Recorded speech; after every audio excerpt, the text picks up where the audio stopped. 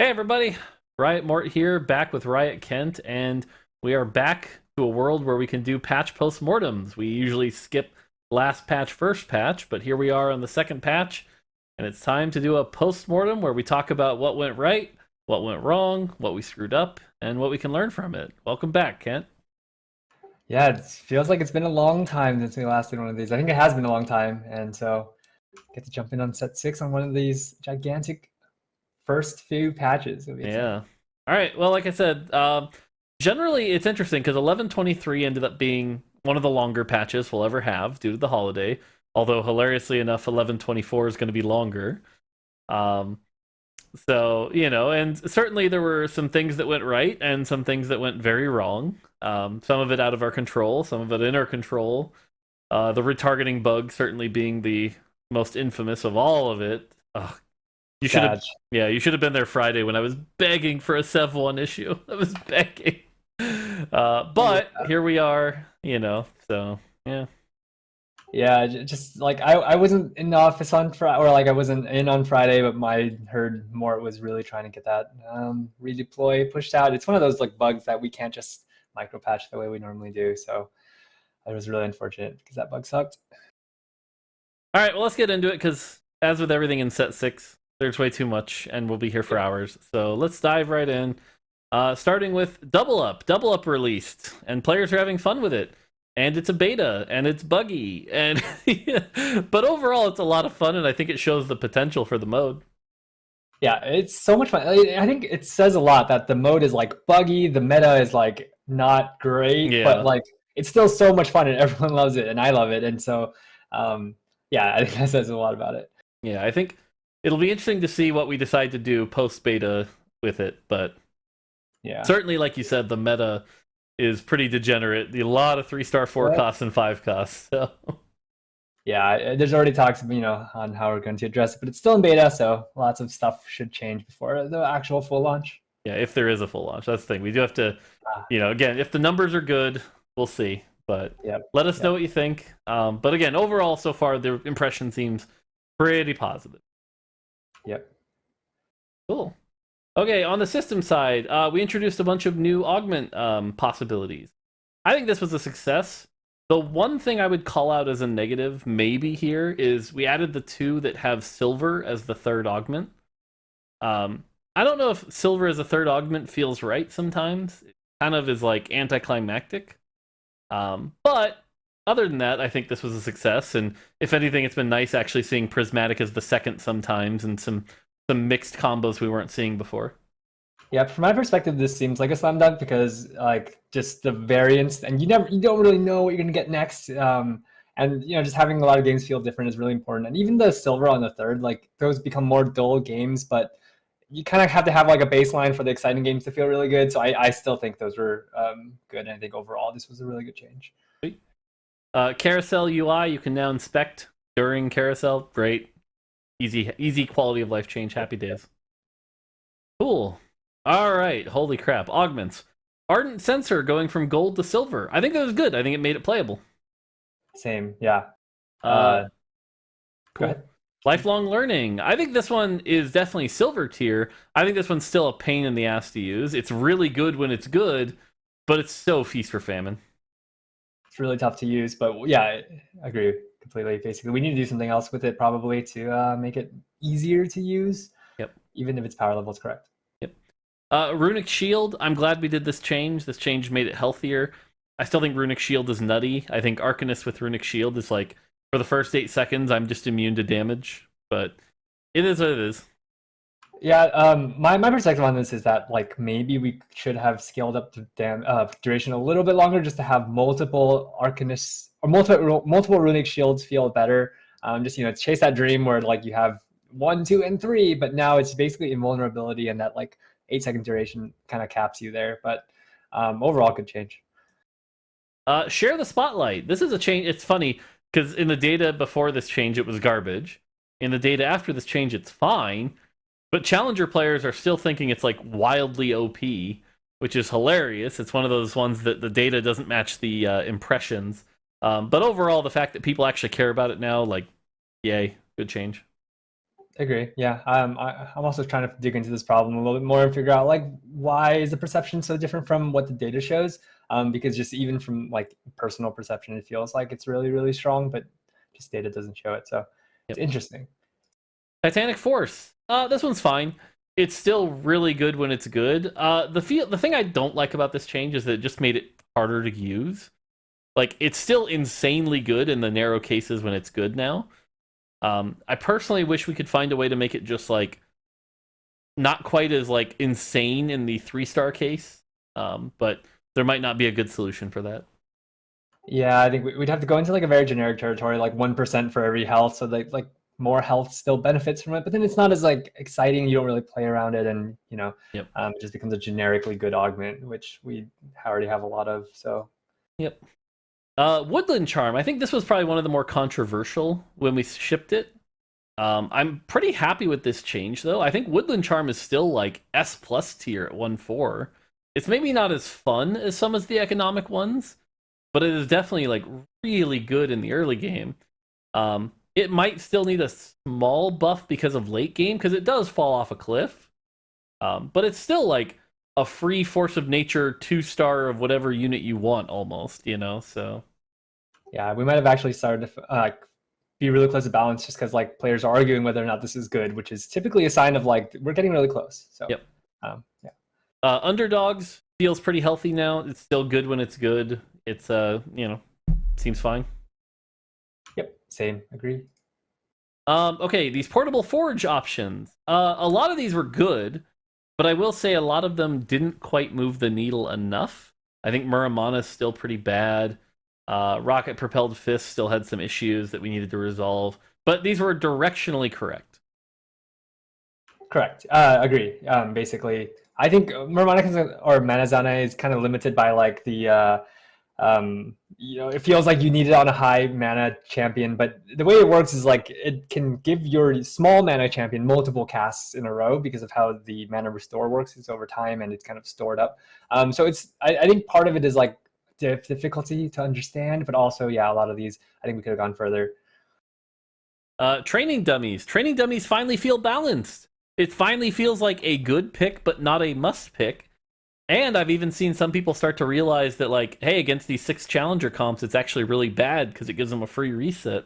Yep. So, like, sweet. I think Portable Forge is, or not Portable Forge, Phony Frontline is finally a balanced silver augment. Yeah, it came down so far from where we started, but Yep. we're finally there. Yep. Sweet.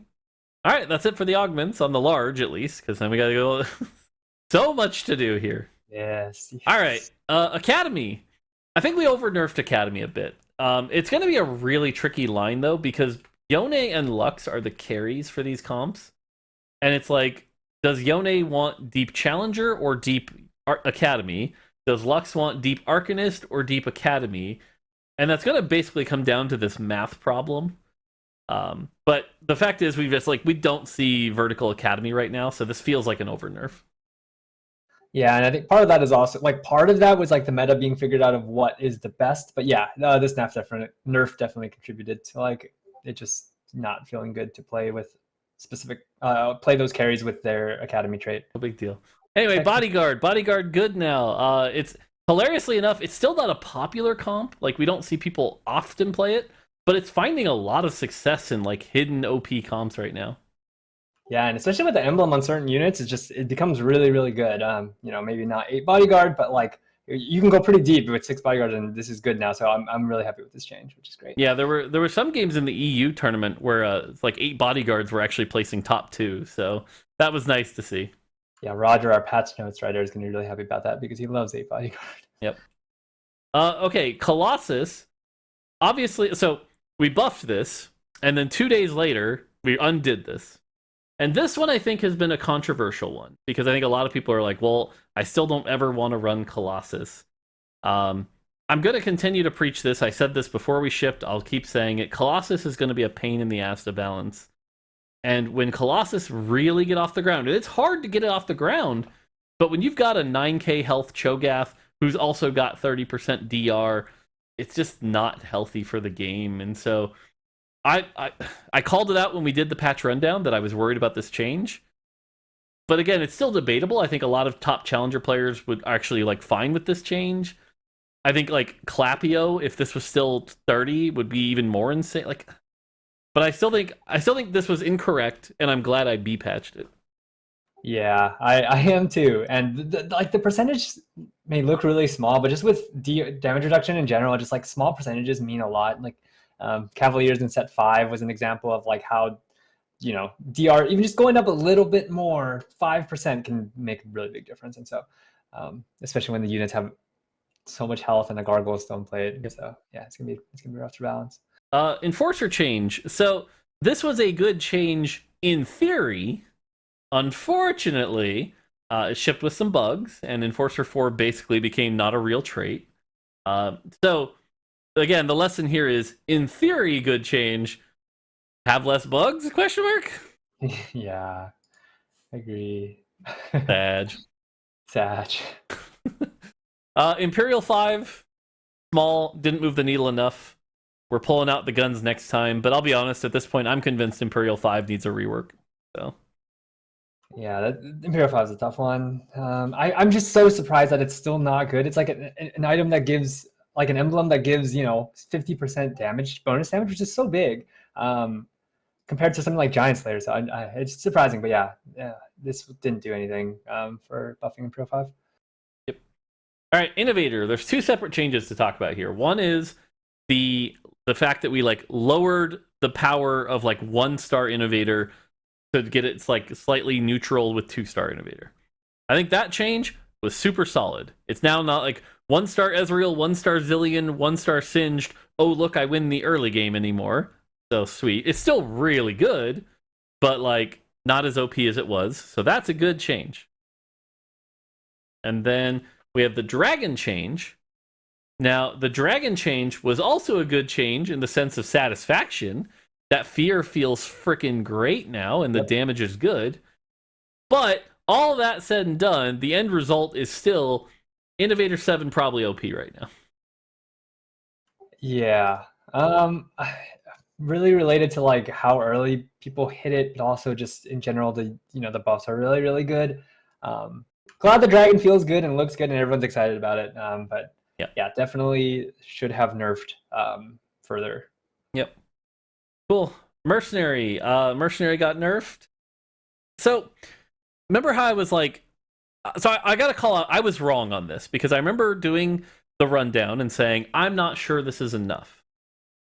It was enough. Mercenary is not wildly OP anymore. If anything, might be a little too hard to play right now. So if anything, it might have been a little overkill. I think the big change that really brought it down was the 5 Mercenary no longer getting free items off win streak.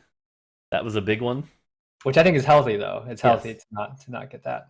Yeah, so we'll keep an eye on it. We're not buffing it the next patch, especially because a lot of stuff's coming down.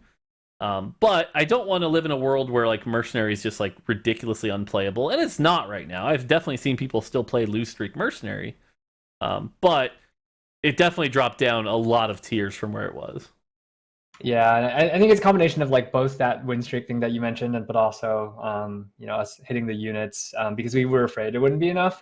So something to keep an eye on. Like maybe we can give back some power in the units. Yep. Mutant, cybernetic version.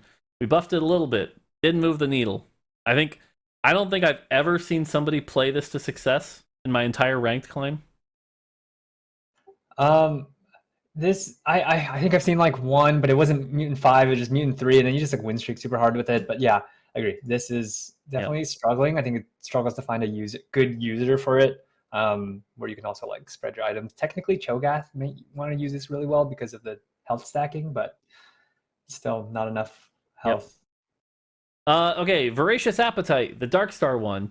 So we had these numbers, and then 2 days later I had to lower them even further. Where it feels like right now, though, I almost kind of regret B-patching it. But it's like, it's really tricky and it's a really hard line. Because right now on live, it's like really fringe. It's like, if you get Darkstar, if you have the right items, if you have 1 or 2 ZZ Rots or Phony Frontline, and have perfect items, and then can transition into Kaisa, like, it's pretty good. It's pretty good. or have a GA Malzahar. But like, unless you have all of those conditions, it's pretty bad. Yeah, I think by reducing it so much, I think it just became a lot harder to play. It's like a lot more specific with like a BIS kind of thing. So yeah, Yeah. it got a lot worse. I don't know if the B patch was what made it did that, or if it's like just a meta kind of thing where like it's just so hard to play Kog'Maw with this, I guess, because Kog'Maw died earlier against Katarina's. Something like that, where like it might not be the numbers, it might be just the state of the meta. Yeah, possibly. And then we have Metamorphosis, the Elderwood one. Now this one's hilarious because certainly, as we know, it was overpowered. It was wildly overpowered, and players were like, "You've got to nerf the defense." And I was kind of stubborn about this, and I'm like, "No, no, no. Elderwood is the defense one. We're not nerfing the defense." So we only nerfed the offense. And keep in mind, at 5 Mutant, it was 100 AD and AP like at max. We nerfed it to 50. So much. It was still pretty OP. 2 days later, we B-patched it out, and I basically removed it as much as we could because we were lock-locked. And so now it's only 10 AD and AP. Now it's bad? Like, it seems bad now. Yeah, I still part of it might like my feeling is like part of it might still be the meta thing, like just squishy backliners where you have a Colossus in the front, where Kog'Maw just really squishy, is related to that, is related to the meta, but I don't know. I think the big thing to do is going to be because it's not getting changed next patch, and like I said, we talked about how next patch a lot of the top is coming down. So the question is, will this become exciting and playable again? If so, then that should be good. But if not, then we might have to come back and give it some of that AD and AP again. So. Yep. Just a little bit back, but definitely not back to what it used to be, which was way too much AD and AP. Yep. All right, cool. Sniper, the change to the emblem, it was fine. Made the emblem a little more fun. Yep. Cool. All right, champs. Gangplank nerf. Man, I wonder if this was overkill. Like, it was necessary, right? Like, a 3-cost champion that farms gold has to be weak. But man, is he weak. And, like, I've had 3-star Gangplanks that I'm just, like, not happy with anymore. I'm a little worried this was overkill. But I don't know, like, I don't look at this and be like, clearly it was overkill. But like when playing Gangplank now, I just don't nearly have the fun I used to. Yeah, I think like 1-star Gangplank is still really good in the early game at like farming a little bit of gold because you get the value from the gold and it already like feels really great. But I could see how like I think we should have done in a way where like we nerf the early game gold generation without really touching the 3-star end of the game excitement of a 3-star Gangplank. Yeah, maybe there's some work to do there. Yeah. If he sticks around for mid set, that might be worth investing. So. Okay, Misfortune. I think this change was just a slam dunk. I personally don't find Misfortune playable, but I've heard, there was someone on Korea that was playing it quite a bit. I think obviously she struggles a little bit because of assassins, but she might actually be the power level she's supposed to be at right now. I agree with that. The latter statement. I think she's at a good spot. I think this was a good change, but obviously as the meta shifts, we should continue to watch her, especially because she's a mercenary, and we're kind of worried about how mercenaries are going to play out. Yep. And then Samira. These were Samira nerfs and buffs. Nerfed a bit of the spell, nerfed her power a bit, but buffed her spell. Again, I think she's another victim of the meta a little bit, because I think when she works, she's still really good. There was this crazy fight I was watching, I think it was the EU Open Qualifiers, where someone was up against 7 Innovator, and they had a Assassin Protector Samira 3, and was able to just destroy the backline. So she's still good. She's just not quite, like, obviously broken, and so overall, I think this change was good. Yeah, to me, I see this change as really positive too. I think she's still really good. I think she's not, it's like obviously not as popular, but like especially in like the data too, it kind of shows like she's still a really good unit, and so we nerfed her just enough to make it so that she's not super OP, but still playable and good if you have the right direction and given the right units in the early game. Urgot, this Urgot change, I think, was correct. Again, it feels weird because like Urgot struggles right now pretty hard unless he has perfect items. He's also has to deal with a lot of like Trundles and Lissandras. that really kind of kick his butt. But I think he's now when he's in his spell, he's actually outputting the amount of DPS we want him to output. And so I think it was important for the long-term health of the game, even if he ended up a little weaker in this meta. Agree. I think he's getting. I feel like his DPS in when he's casting is in like a really good spot, and so the ones that are above him are the ones that we need to bring down. But also, I think he's a victim of the meta where there's just a super tanky Taric or Vex that he just like can't burn through, that he has to go because he has to go front to back. Yep. I think once that's kind of nerfed a little bit, he'll be able to have a much better time in the meta. Yeah. But yeah, his DPS seems good. And then Galio. I feel like this change did nothing. I feel like this change was not a good change. I mean, like, it was in the right direction, but like nobody plays Galio for a tank. The one thing we've seen is, Clapio, which has nothing to do with this. So, Sag, I don't think this was a good change. Yeah, I mean, you see high challenger players like Sox play Galio like flexibly, which is kind of cool. So it's probably benefited them. But I think, yeah, definitely like not popular or anything as a frontline tank right now because of the way he kind of ditches your team when he chips away. All right, on the small side, I'm going to burn through these pretty quick. All for one, good change. I think it's no longer OP, it's just good. Built different, can no longer get heart and soul augments.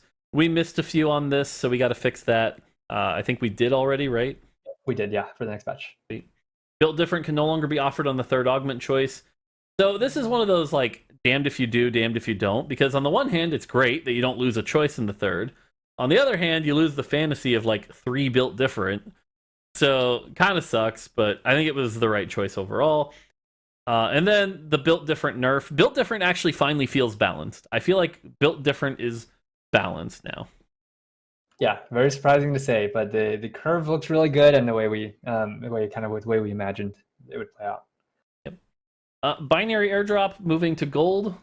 Good. I think it's balanced now where it is. You can get a lot of value out of it if you plan for it, which makes sense. Yep. And the item randomization is good. I think a lot of players were expecting more. I think getting your Gunblade on Ezreal or blue buff on Trundle or whatever that like still happens feels pretty bad. And I think players were hoping to not see that. So sort of a missed expectation there. Yeah, I think we could have communicated that a little bit better. I think we still wanted there to be, not necessarily low rolls where they're like really actively bad, but it's not like a frozen heart on your Ezreal, but it'll be like less good, some still less good options. I know Gunblade's like pretty low roll on Ezreal, but there are going to be really good options and also some like pretty bad options. And so I think we should have communicated in a way where they didn't expect every single roll to be super smart and good. Yep, so. Perfect. Calculated loss no longer third choice. Great. Dominance no longer third choice. Great. Scrap junkyard no longer third choice. Great. Sharpshooter nerf. So I'm not really happy with this one right now. What I'll say is I'm a little worried we're in a situation right now where Twin Shot is basically not viable without Sharpshooter. I want to keep an eye on that, especially this 4-week patch. But if that changes, I think we might be in a world where we have to like radically shift some of the power of the Twin Shots to make sure that this augment doesn't become necessary. I agree. Yeah, I think there's too much power in this augment right now. We can like shift power away from it, but of course we should see how as you mentioned, like how the meta plays out in the next patch. Yep. And then Windfall fixing the bug was good. I think this augment is wildly perceived to be overpowered when it's actually not, which I think is hilarious. But because of that perception, we're actually making changes next patch. Yeah. Oh well. All right. Go ahead. No, I was just gonna say, like, perception is that it's always good, but I think what we're doing next patch, I actually think is gonna be healthy for the augment. All right, Bruiser. I think this was an over nerf. Actually, I think we kind of overreacted a little bit to the Jinx Bruiser meta, and hitting Urgot and Bruiser was a bit of a miss. So I think especially the 6 Bruiser nerf here was a miss. I agree. Yep. Clockwork, right direction, not enough. Clockwork 4 and 6 are still kind of meh. So, work to do there. Yep. Scrap itemization, same thing. We already talked about that. Ezreal seems correct, actually. I think this Ezreal change was healthy. So happy to see that. Yep. Garen nerf. I think this was correct. He's still really, really, really, really good. But I think this was correct. I think this was correct too. I think we should have done something more about his damage. Yeah. But directionally correct. Yeah. Yeah, I think that's a fair call out. As like he still does a truckload of damage. But I will say, at least in the comps that he is still very good in right now, he's often not even necessarily being the carrier anymore. Yeah. So it's kind of debatable, I think, at this point. Yeah. Singe 3 buff seems fine. So Ziggs. So hilariously enough, we fixed this so that Ziggs would never lose on the round again, and it works. And then we got hit with the targeting bug, and the targeting bug is now causing people to lose. Yeah. I like extensively tested this. Was like, this is good. Even if it doesn't crit, he's in the worst possible hex. Nope. But then the targeting bug wasn't there when I was testing, and so yeah, if in certain hexes, if he changes target after his cast with the bug, then he'll fail, which is really sad. Yep. Yeah, I've even seen Twisted Fate lose now. So yeah. Twisted Fate change is good. It made him not this instant Morello applier. This was a healthy change. It makes Twisted Fate feel balanced. Very healthy for the game. Agreed. Okay, let's talk this one. Okay, so Katarina, clearly, like, let's just get out of the way. Was this buff a mistake? Yes, 100%, right? Sure? Yeah, clearly a mistake. Let's talk about how we fucked this up. Because we were coming off a situation where we were honestly a little focused on sort of what we were seeing in like the NAEU meta, I think a little bit. Where Katarina hadn't caught on, no one was really playing Katarina. And we were like, we don't want to take this champ out of the meta. So we're just going to like try to keep her neutral, right? We were buffing her because we nerfed Academy. And we're like, we're going to try to keep her neutral. What we hadn't counted on, and this is the big lesson I think here, is just how far ahead of the meta China has been this set. China has been ahead of the meta at every step of the game so far this set. Every time if you watch, it's like Tanner comes in and says, hey, everyone's playing this in China. And in about a week and a half, the rest of the world catches on. We're seeing this right now with 6 Challenger.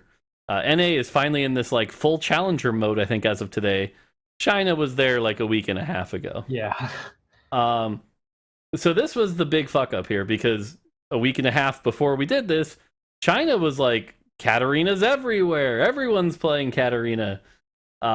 We should have responded better to that. And I think we're going to start responding a lot better to that in the future because they've been the innovators of this set. And this definitely led to a lot of frustration this patch. And even if Kat truly wasn't OP, like, she's definitely up there, right? She's probably 3rd best, 4th best comp in the game right now, but probably number 1 easiest to play.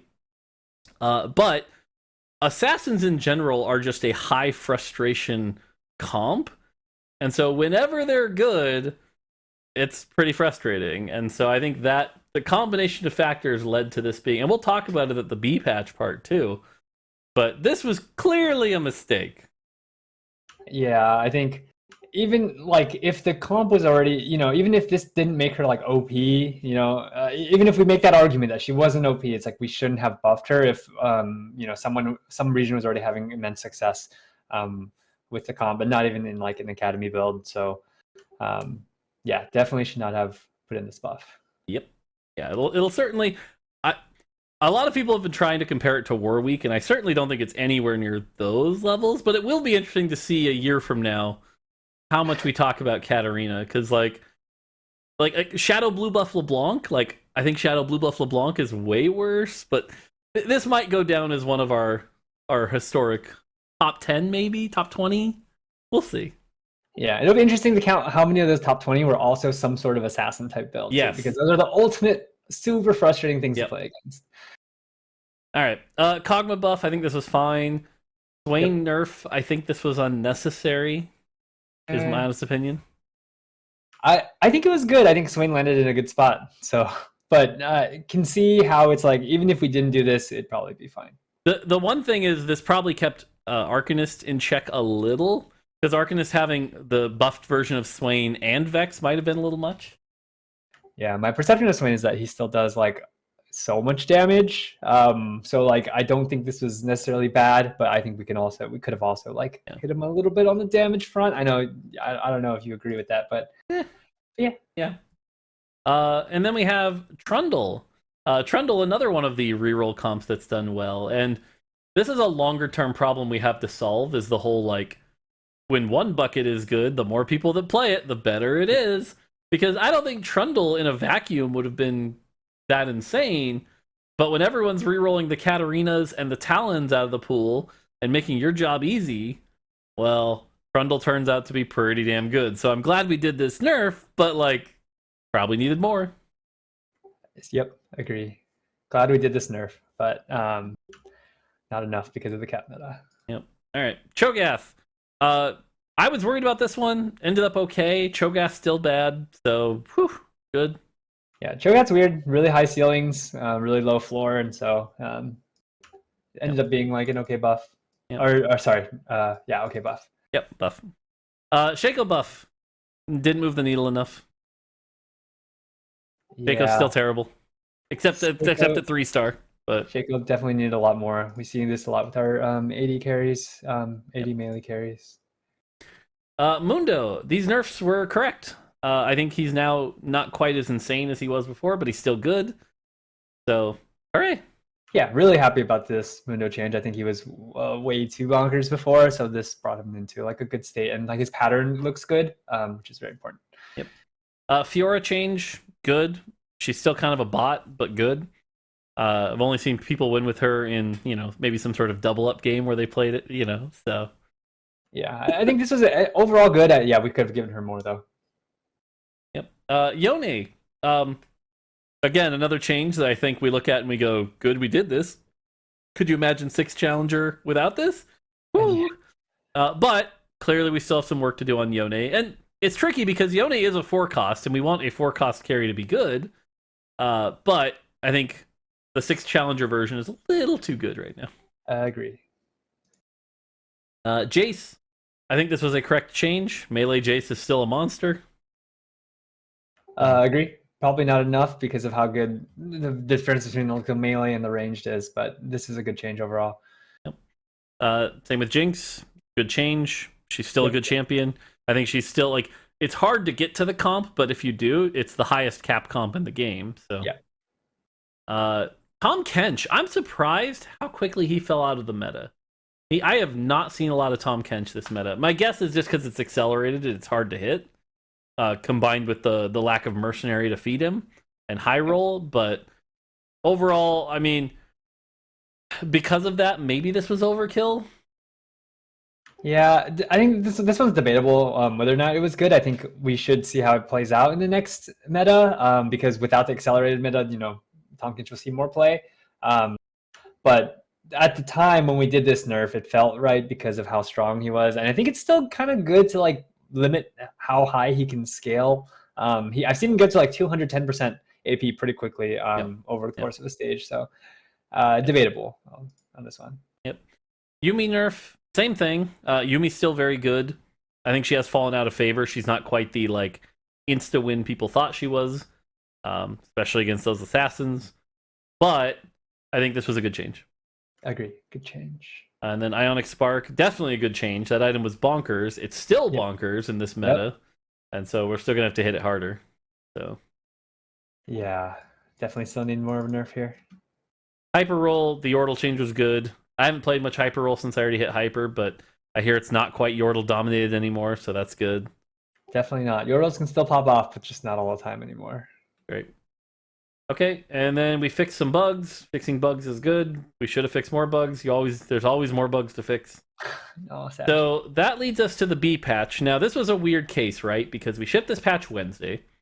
And we had literally 2 days, and you were out. You were on vacation. Yep. So it was like 2 days with half our team. What do we do? And I made some real quick judgment calls here. So let's talk about those judgment calls. The first one was I nerfed Katarina. I undid the buff and nerfed her 3-star version because her 3-star version I didn't even realize at the time was giving 40 mana per kill, not 20 mana per kill. All I'm going to say to that is I'm glad I shipped this B patch because holy crap if I didn't on that one. Agreed. I think that 3-star mana change is actually huge in limiting Katarina. I thought it was interesting design the way that it was done before we shipped the set. Something we can talk about in the future, but definitely glad you put in that nerf. Yeah, we didn't put it in for this next patch, but I want to. If Katarina continues to be a problem, one of the things I missed that I should have caught earlier was that it's 20 per kill, not on kill.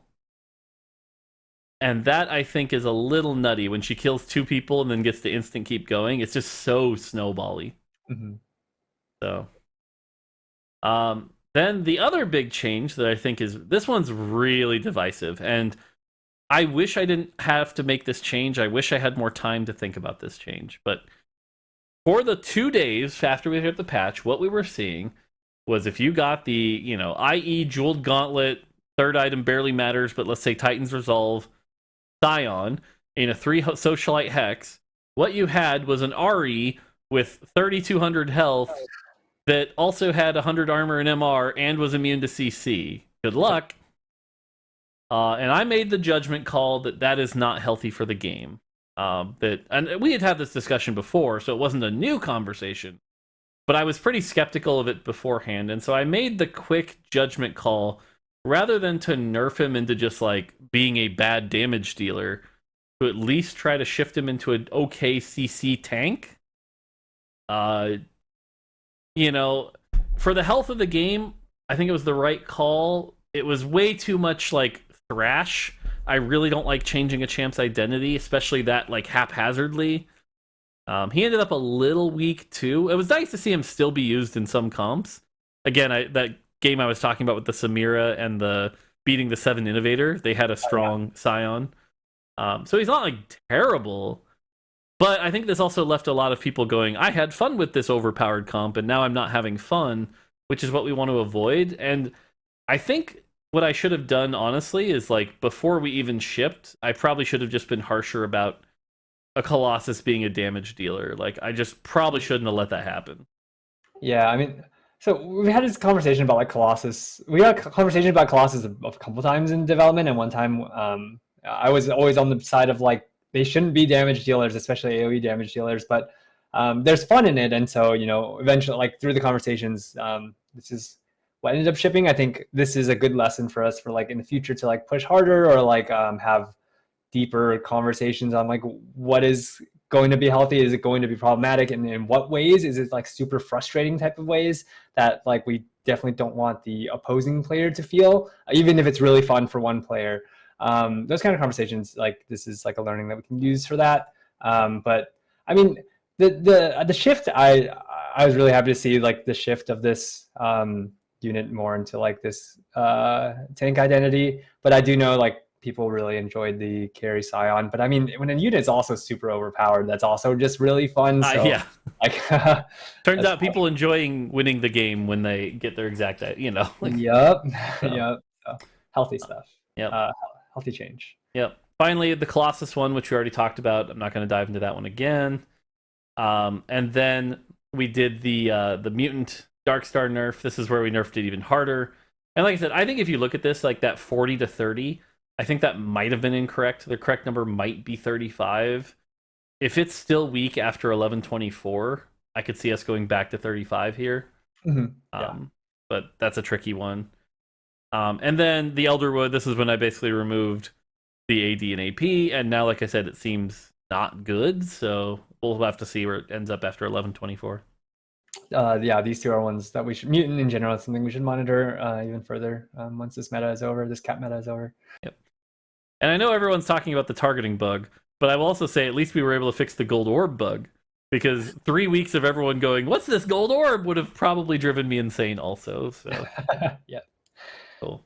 So that's it for the patch. And like I said, the end result was a meta that like was diverse but frustrating, I guess is the way I would sum it up. Is like, if you hated reroll comps, well, that was half of the S tier comps.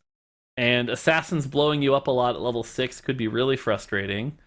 And so, yeah, a little tricky, but who knows? We'll get it there. And I think the other thing to even talk about is like the augment balance. Like, there's still a lot of perception around high rolling, low rolling augments, especially around prismatic augments that we had some work to do.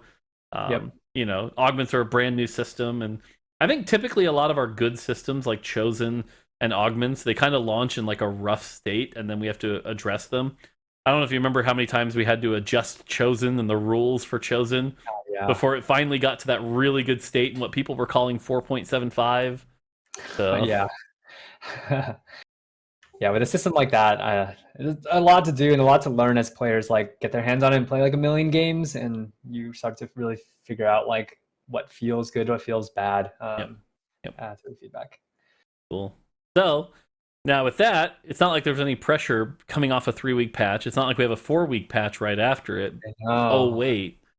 So yeah, you'll see the rundown tomorrow, but 4-week patch right after this. And these ones, this will be our 3rd year of doing these, but these are always nerve-wracking because it's like if the meta's in a bad state, we lose a month. If it's in a good state, things are good. I will say we've never missed. Our holiday patches are usually good, but cross your fingers that stays true. And in the back end, working on these holiday patches is like, oh my god, everything needs to be perfect because it's 4 weeks long. Yep. So it's very stressful. All right, that's gonna do it for this patch postmortem. Hopefully you guys appreciate this insight onto how we think, what we admit is right and wrong, and things like that. Yeah, as always, let us know if you want us to keep doing these. These take a while, especially now with set 6. We have to go over every augment. There's a lot to go over. But yeah. All right. That's gonna do it for us. Until next time, take it easy.